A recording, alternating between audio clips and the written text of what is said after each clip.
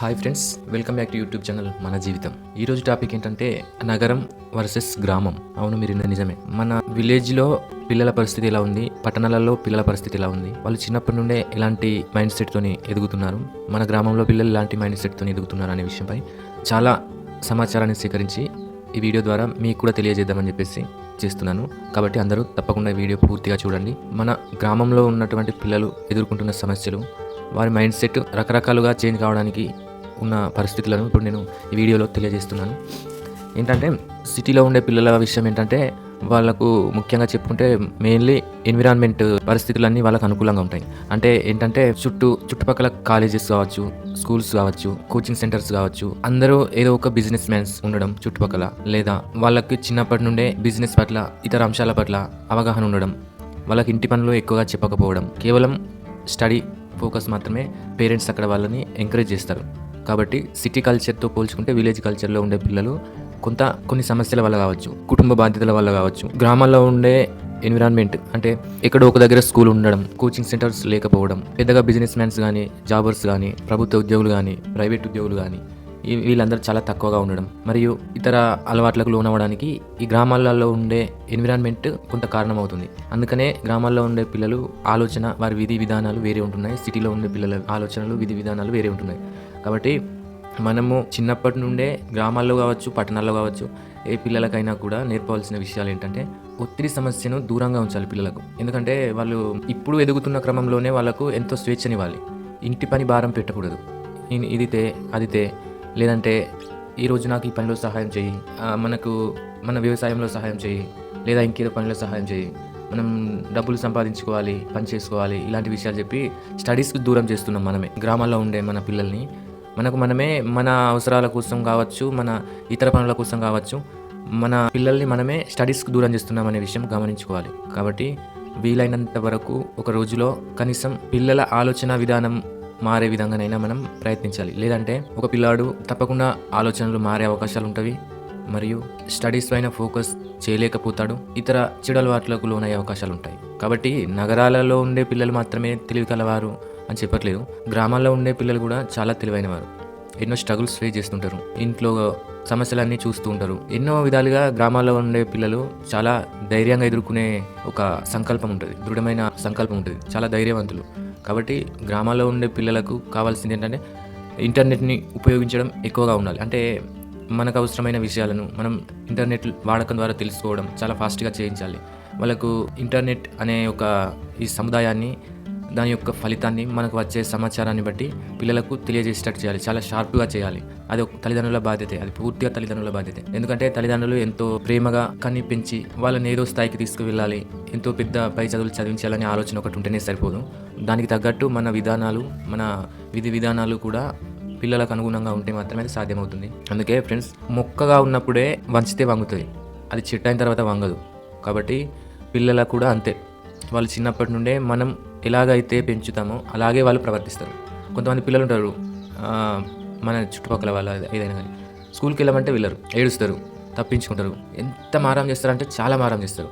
దాన్ని గమనించి పేరెంట్స్ కూడా సరేలే అని చెప్పేసి వదిలేస్తారు. మెయిన్లీ రీజన్ ఏంటంటే గ్రామాలలో ఎడ్యుకేషన్ సిస్టమ్ చాలా వరకు చాలా పూర్గా ఉంది. అంటే ఇది పిల్లల తప్పు కాదు, పెద్దల తప్పు కాదు, సొసైటీ తప్పు, అంటే సిస్టమ్ తప్పు. కాబట్టి పిల్లల విషయంలో, ఎడ్యుకేషన్ విషయంలో మనం ఎంత అవేర్నెస్గా ఉండాలి అని అంటే వాళ్ళకు స్టడీ అనేది ఎంత ఇంపార్టెంటో చిన్నతనంలోనే తెలియాలి. వాడు ఫస్ట్ సెకండ్ క్లాస్ చదివే సమయంలోనే వాళ్ళకి స్టడీ విలువ ఏంటనేది తెలియజేయాలి పేరెంట్స్. అప్పుడే ఒక పిల్లవానికి, చిన్న పిల్లలకు స్టడీ అంటే ఏంటో అనేది అర్థమవుతుంది, ఆన్ ఫోకస్లో చదవగలుగుతారు. విలేజెస్లో స్కూల్స్ పరిస్థితి చాలా దయనీయమైన పరిస్థితి ఉంటుంది. ఒక స్కూల్ ఉంటుంది, ఒక్కరే టీచర్ ఉంటారు, టాయిలెట్స్ లేని పరిస్థితి, స్టడీ మీద ఫోకస్ చేయలేకపోతారు పిల్లలు. అయితే సిటీలో ఉండే పిల్లలు చిన్నప్పటి నుంచి చాలా కెరీర్స్ గురించి వింటారు. ఎలా అంటే సిటీ అంటే doctor, engineer, entrepreneur, business mans, ఇలాంటి విషయాలన్నీ వాళ్ళకి అవగాహన ఉంటుంది వాళ్ళ పట్ల.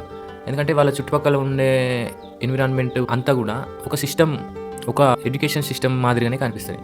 అంటే చదువుకుంటే వాళ్ళని ఇది కావచ్చు, అది కావచ్చు, బిజినెస్ పెట్టచ్చు, ఎంటర్ప్రీనియర్ కావచ్చు, ఇంకేదో సంథింగ్ కావచ్చు అని చెప్పేసి అక్కడ పిల్లలకు చాలా అవేర్నెస్గా ఉంటారు సిటీలో ఉండే వాళ్ళు. మన గ్రామాలలో తీసుకుంటే ఎలా ఉంటుందంటే చిన్నప్పటి నుంచి ఒకటే మాట వింటాం, ఏంటంటే బాగా చదువుకో, ఒక గవర్నమెంట్ జాబ్ వస్తుంది, సెటిల్ అయిపోతాం, ఇదే. కాకపోతే కెరీర్స్ కొనసాగించడానికి చాలా మార్గాలు ఉన్నాయని చెప్పేసి మనం పిల్లలకు అవేర్నెస్ ఇవ్వట్లేదు. కేవలం ఏం చేస్తున్నారంటే 10th క్లాస్ అయిపోగానే, ఇంటర్మీడియట్ అయిపోగానే, గ్రాడ్యుయేషన్ అయిపోగానే ఏదో గవర్నమెంట్ జాబ్కి ట్రై చేయడం, అది రాలేదంటే జీవితం ఇంతే అనుకోవడం, అంతే. వేరే ఏదైనా పనులు చూసుకోవడం. మోస్ట్లీ ఇప్పుడు అగ్రికల్చర్ చేస్తున్నారు. అగ్రికల్చర్ చేయడం తప్పేం కాదు. కాకపోతే స్టడీస్ విషయంలో ఫోకస్గా ఉండి మనం టెక్నికల్గా చదువుకొని స్కిల్స్ పెంచుకుంటే ఆటోమేటిక్గా మన కాళ్ళ మీద మనం బతికే అంత ఉంటుంది. కాబట్టి పిల్లలకి తప్పకుండా ఎడ్యుకేషన్ యొక్క విలువ గురించి తల్లిదండ్రులు వివరంగా చెప్పాలి, తెలియజేసేలా ఉండాలి. సిటీ పిల్లలకి ఇంటర్నెట్ యాక్సెస్ చాలా వరకు ఈజీ. ఎలాగంటే ఆన్లైన్ క్లాసెస్ వినడం కానీ, ఆన్లైన్ క్లాసెస్ ద్వారా వాళ్ళకు ఇంటి దగ్గర ఉండి చదువుకోవడం, డిజిటల్ టూల్స్ గురించి, యూట్యూబ్ లెర్నింగ్ కావచ్చు, ఇంకేదో కావచ్చు, ఆన్లైన్ సిస్టమ్కి సంబంధించి చాలా వరకు వాళ్ళ దగ్గర యాక్సెస్ ఈజీగా ఉంటుంది. ఎందుకంటే వాళ్ళు ఇంటర్నెట్ వాడకం కొంచెం ఎక్కువగా ఉంటుంది పిల్లలకి, సిటీలో ఉండే పిల్లలకి. కొంతమంది మన గ్రామాల్లో ఉండే పిల్లలకి అసలు మొబైల్ గురించి కూడా చాలా మందికి తెలియదు, ఎలా వాడాలో కూడా తెలియదు. ఎప్పుడు చూడు, ఒకవేళ వాడినా కూడా ఎప్పుడు చూడు చిన్నపిల్లల దగ్గర నుంచి పెద్దవారి దగ్గర కూడా ఇన్స్టాగ్రామ్లో కానీ, ఫేస్బుక్లో కానీ, యూట్యూబ్లో కానీ రీల్స్ చూడడానికే ఆ టైం అంతా వృధా చేస్తారు. మనం ఫోన్ని ఎలా యూజ్ చేసుకోవాలని మనకు తెలిస్తే మనం కూడా డెవలప్ కావడానికి చాలా మార్గాలు ఉంటాయి ఆన్లైన్ ద్వారా. మరొక ఇంపార్టెంట్ విషయం ఏంటంటే చిన్నపిల్లలకి చిన్నతనం నుండే ఫ్యామిలీ రెస్పాన్సిబిలిటీస్ అనేటివి మనమే కల్పిస్తున్నాం. అంటే స్టడీస్ పైన ఫోకస్ చేయకుండా బరువు బాధ్యతలు అని చెప్పేసి వాళ్ళకు కొన్ని బరువు మీద పెట్టినట్టుగా అయిపోయి పిల్లలు కూడా కొంచెం స్ట్రెస్లోనే అవుతారు. కాబట్టి పనులు చేయించడం కానీ, అగ్రికల్చర్ పనులు చేయించడం కానీ, ఇంట్లో వర్క్స్ చేయించడం కానీ, ఇవి లిమిటెడ్గా ఉండాలి, చాలా లిమిటెడ్గా ఉండాలి. ఫ్యామిలీకి సపోర్ట్గా ఉండాలి, డైలీ వర్క్ వెళ్ళాలి, ఇలాంటి మెంటల్ ప్రెషర్స్ పిల్లలపైన ఉండకూడదు. అలా ఉంటే ఎడ్యుకేషన్లో చాలా డిఫరెంట్ వస్తుంది.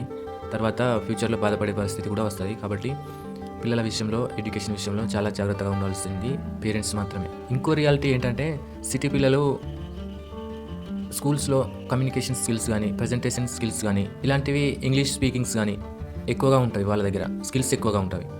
అలాంటి పిల్లలకి ఎలా అంటే ఏదైనా జాబ్స్ ఇంటర్వ్యూకి వెళ్ళినప్పుడు వాళ్ళకి ఎక్కువ ఆపర్చునిటీస్ ఉంటాయి జాబ్స్ అచీవ్ చేయడానికి. అదే మన పల్లెటూరు ప్రాంతాల్లో, గ్రామాలలో తీసుకుంటే చాలామంది పిల్లలకు ప్రజెంటేషన్ ఇవ్వడం రాదు. ఎడ్యుకేషన్ సిస్టమ్ ప్రాబ్లం, అది ఈ పిల్లల ప్రాబ్లం కాదు. అయితే విలేజ్ నుంచి వచ్చిన వాళ్ళు కూడా సక్సెస్ సాధిస్తున్నారు. యూపీఎస్సీలో కూడా చాలామంది రాణిస్తున్న పరిస్థితి కూడా ఉంది ఇప్పుడు. అదేదో టాపర్స్ కానీ, సైంటిస్ట్ కానీ, ఎంటర్ప్రీనియర్ కానీ, చాలా రంగాల్లో కూడా విలేజ్ పీపుల్ కూడా రాణించగలుగుతున్నారు. అంటే ఇక్కడ మనకు తెలియాల్సింది ఏంటంటే సిటీ, విలేజ్ అని తేడా కాదు. టాలెంట్ అనేది ఎవరి సొత్తు కాదు. కాబట్టి మన పిల్లల్ని మనం మార్చగలిగేది మనమే మాత్రం. కాబట్టి పేరెంట్స్ పైన ఎక్కువగా బాధ్యత ఉంటుంది. కాబట్టి పేరెంట్స్దే బాధ్యత ఇదంతా. విలేజ్ పిల్లలకు ఒక అడ్వాంటేజ్ కూడా ఉంది. ఏంటంటే వాళ్ళు చాలా స్ట్రగుల్స్ని ఫేస్ చేసుకుంటూ వస్తారు చిన్నప్పటి నుండే. అంటే ఫ్యామిలీ రెస్పాన్సిబిలిటీ కావచ్చు, చుట్టుపక్కల రకరకాల సమస్యలతో ఉన్న వ్యక్తులను చూడడం కావచ్చు, అవన్నీ గమనించుకుంటూ స్ట్రగుల్స్ని ఫేస్ చేయడం అనేది వాళ్ళకి చిన్నప్పటి నుంచి అలవాటు అవుతుంది సిటీ పిల్లలతో పోల్చుకుంటే. కాబట్టి వాళ్ళు ఖచ్చితంగా మళ్ళీ ప్రయత్నిస్తే సక్సెస్ సాధిస్తారు. కానీ గివప్ చేస్తున్నారు చాలామంది పిల్లలు. అది తల్లిదండ్రుల యొక్క అవేర్నెస్ లేకుండా పిల్లలని మోటివేట్ చేయలేకపోవడం వల్ల జరిగే ఈ ప్రాబ్లం ఓన్లీ. కాబట్టి సొల్యూషన్ ఏంటంటే విలేజ్ పిల్లలు కూడా ఇంటర్నెట్ వాడాలి, టెక్నాలజీని యూజ్ చేసుకోవాలి. ఇంటర్నెట్ ద్వారా వచ్చే లెర్నింగ్ అనేది ఆపర్చునిటీ తీసుకోగలగాలి. పేరెంట్స్ కూడా ఎడ్యుకేషన్ యొక్క ఇంపార్టెన్స్ గురించి తెలియజేయాలి పిల్లలకు. చివరిగా ఒక విషయం గుర్తుపెట్టుకోండి, సక్సెస్ అనేది ఒక ప్రాంతాన్ని, ఒక ఏరియాని బట్టి ఉండదు, మన మైండ్ సెట్ని బట్టి సక్సెస్ ఉంటుంది. అందుకోసమనే అంటే ఈరోజు ఈ వీడియో చేయడానికి కారణం ఏంటంటే నన్ను కొందరు అడిగిన ప్రశ్న, సిటీలో ఉండే వాళ్ళు ఎక్కువగా జాబ్ సంపాదించుకోవడం, డబ్బు సంపాదించుకోవడం, లగ్జరీగా గడపడం లైఫ్ని. అదే మన విలేజ్లో అయితే ఇదే అగ్రికల్చర్ చేయడం, వాళ్ళ పిల్లలు ఇంకా ఫ్యూచర్ వాళ్ళందరూ ఇలా చేయడం ఏంటి అంటే నాకు ఒక ఆలోచన వచ్చింది. ఏంటంటే అందరికీ అదే మైండ్ సెట్ ఉన్నప్పుడు విలేజ్ అంటే డెవలప్ అవుతున్న ఒక గ్రామం. విలేజ్ పిల్లలు వెనుకబడిపోయి ఉండడానికి కారణాలని ఇవన్నీ. కాబట్టి విలేజ్ సిటీ లేదా విలేజ్ అని తేడా ఏముండదు. నీ లక్ష్యం పెద్దది అయితే, నీ మైండ్ సెట్ బాగుంటే నువ్వు ఏదైనా సాధించగలుగుతావు. కాబట్టి చిన్నప్పటి నుండే పిల్లలకు ఎడ్యుకేషన్ గురించి, ఇంపార్టెన్స్ గురించి చెప్పడం అనేది తల్లిదండ్రుల యొక్క బాధ్యత. పూర్తిగా ఒకానొక స్టేజ్ వచ్చే వరకు పిల్లల యొక్క మంచి చెడు అన్ని రకాల ప్రాబ్లమ్స్ని తీర్చాలి పేరెంట్స్ మాత్రమే. వాళ్ళపైన ఒత్తిడి పెట్టకూడదు, సపోర్ట్గా ఉండాలి, ఏదైనా పని చేయాలి అని చెప్పేసి ప్రెషర్ చేయకూడదు. ఇలా చేస్తే తప్పకుండా ఒకానొక ఏజ్ వాళ్ళే జీవితం గురించి మనకు చెప్పే విధంగా తయారవుతారు. వాళ్ళ ఒక మంచి పెద్ద లక్ష్యాన్ని సాధించగలగడానికి పేరెంట్స్ యొక్క సహకారం చాలా అవసరం. కాబట్టి పిల్లలని వీలైనంత వరకు ఎడ్యుకేషన్ గురించి అవేర్నెస్గా ఉంచాలని చెప్పేసి నేను కోరుకుంటున్నాను. పిల్లలకి తప్పకుండా స్కూల్ వెళ్ళొచ్చిన తర్వాత పేరెంట్స్ అక్కడ జరిగినటువంటి విషయాల గురించి కనుక్కోవాలి. పిల్లలకి ఎలా అంటే స్కూల్ ఎలా చెప్పారు, ఏం క్లాస్ చెప్పారు, స్నాక్స్ ఏం తిన్నావు, ఈ రోజు నేర్చుకున్న విషయం ఏంటి, హోంవర్క్ ఏమి ఇచ్చారని చెప్పేసి మనం పిల్లలతో కొంచెం అట్రాక్టివ్గా మూవ్ కావాలి. వాళ్ళకి ఎక్కువ కాన్సన్ట్రేషన్ వచ్చే అవకాశం ఉంది. కాబట్టి ఏదో స్కూల్కి వెళ్ళారు, ఇంటికి వచ్చారు, వాళ్ళ పని వాళ్ళు చేసుకున్నారు, తిన్నారు, పడుకున్నారు, ఇలాంటి విషయాలు కాకుండా పిల్లల ఎడ్యుకేషన్ విషయంలో మనం నెగ్లెక్ట్ చేసే విషయాలు ఇవే. పిల్లలు స్కూల్కి వెళ్ళి వచ్చిందంటే మనం ఎంతో కొంత మన బాధ్యతగా వాళ్ళు అక్కడ జరిగినటువంటి విషయాల గురించి తెలుసుకోవడం, వాళ్ళ హోంవర్క్ని మనమే దగ్గరుండి చేయించడం, వాళ్ళకు ఇంకొంచెం అవేర్నెస్గా కొన్ని పజిల్స్ కానీ, గేమ్స్ కానీ, రైటింగ్స్ కానీ రాపించడం, ఇలాంటివి చేస్తే పిల్లలు కూడా చాలా బాగా ఫీల్ అవుతారు.